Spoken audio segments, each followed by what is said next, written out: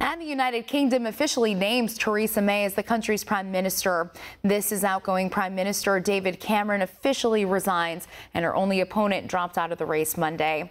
As May assumes her new role, her major task will be the negotiation and implementation of Brexit. And back here at home, Republicans in the Senate may make her job a little easier. One America's John Hines has more from Washington.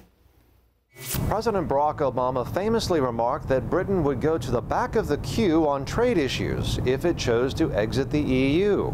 Now, though, Utah Senator Mike Lee wants to put the UK at the front of the queue with new legislation. Lee says it's important to ensure the UK and the US maintain their special relationship.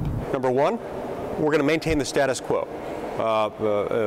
In the immediate future, we're going to preserve our trade relations with the United Kingdom. We're not going to punish the UK for deciding to leave the European Union. Number two, we're going to call upon the administration to begin trade negotiations within the next 30 days to start working on a bilateral agreement between the United States and the United Kingdom. The UK made a choice to leave the EU, which Lee says is a choice that Americans should understand. This is something people in the UK did because they were tired of being subject to a distant central authority that was becoming increasingly aggressive and increasingly bureaucratic. They didn't want to live that way anymore, so they decided to exit.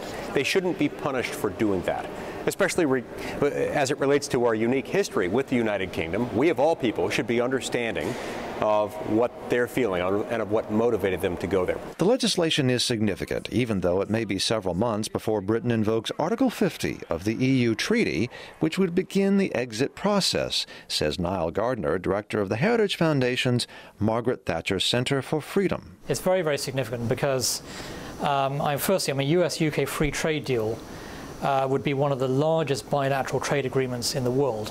And there's a huge amount of trade and commerce between the US and the UK. There's $5 trillion worth of US investment in Britain. Secondly, it's very important to have momentum building on Capitol Hill for a US-UK free trade deal, not least because President Obama opposed Brexit. And he also talked of Britain being at the back of the queue for a US-UK free trade deal, which is a very reckless, foolish statement for the president to be making. Gardner says that to his knowledge, this bill to codify the US-UK trade relationship is the first of its kind to be introduced into the Congress following the Brexit vote in June. John Hines, One American News, Washington.